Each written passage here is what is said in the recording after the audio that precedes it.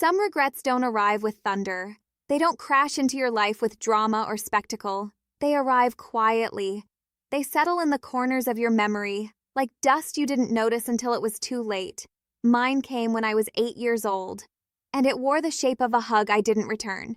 I was a child, sharp, stubborn, and full of moods I didn't understand. My world was small: school, home, a few friends, and the comforting rhythm of routine. Papa was part of that rhythm. He was quiet, steady, and always tired. But he smiled, even when he shouldn't have, even when the world had taken more from him than it gave.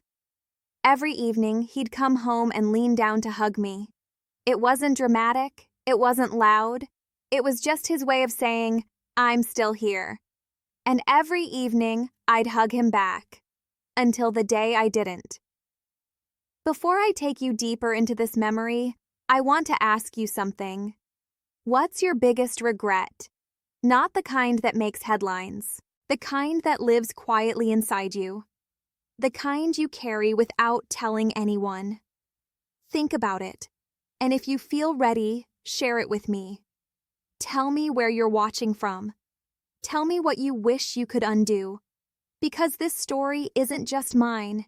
It belongs to anyone who's ever said "not now" and wished they hadn't. It was a Thursday. I remember because I had failed a math test. I was angry, not at the test, but at myself. I didn't know how to name that feeling, so I let it sit in my chest like a stone. Papa came home. His shirt was wrinkled, his eyes were tired, but he smiled when he saw me. He walked over, arms open, ready for our usual hug, and I said it. "Not now, Papa. I'm not in the mood." He paused, just for a second, then nodded, and walked away. I didn't think about it again. Not that night, not the next day, because children don't measure moments in emotional weight. They measure them in cartoons missed and snacks denied. But something changed. He didn't ask for a hug the next evening, or the one after that. And I noticed, not with panic, just with a quiet ache I couldn't name. I didn't know I'd remember that moment for the rest of my life. I didn't know it would become a sentence I'd replay in my head again and again. "Not now, Papa. I'm not in the mood." I didn't know that sometimes the smallest things are the hardest to forgive. Some silences are ordinary. They come and go like passing clouds. But some silences stay. They settle into the walls of your home, into the pauses between sentences, into the way someone walks past you without saying a word. This silence began the day Papa stopped asking for a hug. I didn't notice it at first. I was 8. My world was still full of distractions, homework, cartoons, the occasional fight with my brother, but something had shifted. Something small, something quiet. He came home the next evening, just like always. Same tired eyes, same gentle smile. But he didn't lean down. He didn't open his arms. He just walked past me, placed his bag on the table, and sat down. I waited. Not consciously, not with expectation, just with a child's instinct, the kind that knows when something is missing but doesn't know how to ask for it. He didn't say anything. Neither did I. The next day was the same, and the day after that. I began to wonder if I had done something wrong, but I didn't ask, because children don't always know how to ask. They just feel, and I felt something, a quiet ache, a space where something used to be. I started watching him more closely, the way he smiled at Mama, the way he looked at me when I wasn't looking. There was no anger, no coldness, just a softness that felt distant. I tried to act normal. I laughed louder. I talked more. I showed him my drawings. He nodded, smiled, said, "Good job." But he didn't hug me, and I didn't ask why, because asking would mean admitting I missed it, and I wasn't ready to admit that. One night, I sat in bed and whispered to myself, maybe tomorrow. Maybe tomorrow he'll hug me again. Maybe tomorrow I'll say sorry. Maybe tomorrow I'll be in the mood. But tomorrow came, and he didn't. I began to carry that silence with me. To school, to sleep, to the spaces between my thoughts. It wasn't heavy. Not yet. Just present. Like a shadow that follows you even when the sun isn't shining. I didn't tell anyone. Not Mama. Not my friends. Because how do you explain a missing hug? How do you explain the absence of something so small, so ordinary, that its disappearance feels like a secret? I started writing in my diary. Little things. I miss Papa's hugs. I wish I hadn't said that. I hope he's not mad. But I never showed him. I never said the words out loud. Because children believe in magic.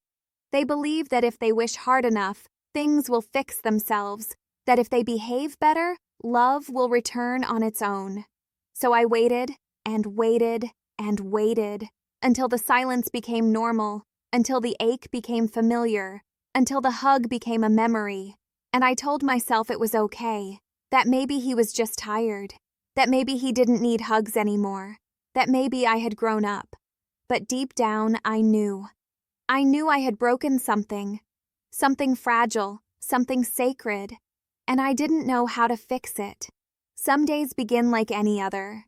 The sun rises, the kettle whistles, the world moves forward, unaware that something is about to stop. That morning, I woke up late. Mama was already in the kitchen. My school uniform was ironed and folded on the chair. Papa had left early, as usual. I didn't see him. I didn't say goodbye. I didn't ask for a hug. I remember brushing my hair in front of the mirror, wondering if I should wear the pink clip or the blue one. I chose pink. I don't know why that detail stayed with me, but it did. The day passed slowly. School was uneventful. I got a sticker for neat handwriting. I laughed with my friends. I forgot about the silence. I forgot about the hug. Until I came home. Mama was on the phone. Her voice was trembling. She kept saying, "No, that can't be right." Her hands were shaking. I stood in the doorway confused. She looked at me, eyes wide, as if she didn't recognize me for a moment. Then she dropped the phone. I didn't understand. Not then. Not fully. She knelt down, held my face in her hands, and whispered, "Papa's not coming home today." I blinked. "Is he late?" I asked. She shook her head. "No, sweetheart, he's gone." Gone. That word didn't make sense. Gone where? Gone for how long? I didn't cry. Not immediately. I just stood there, waiting for someone to explain. Because children don't understand death. They understand absence. They understand waiting. So I waited. I waited for him to walk through the door. I waited for him to say, "I'm still here." I waited for the hug I had refused. But he didn't come. That night, the house felt different. Mama sat on the sofa, staring at nothing. My brother was quiet. The air was heavy. I went to my room and opened my diary. I wrote one sentence. I didn't hug Papa. And then I cried. Not because he was gone, but because I had missed my last chance. I cried for the moment I had wasted, for the silence I had accepted, for the hug I had turned away. I cried until my chest hurt, until my pillow was soaked, until I couldn't breathe. And then I whispered, "I'm sorry," but there was no one to hear it. Grief doesn't always arrive with tears. Sometimes it arrives with questions, with unfinished sentences, with memories that feel like they belong to someone else. I grew up, not all at once, but slowly, like a tree that bends toward the light, even when it doesn't understand the sun. Papa was gone, but he wasn't absent. He was everywhere. In the way Mama folded his shirts long after she stopped believing he'd wear them. In the way I paused before entering his room, even when it was empty.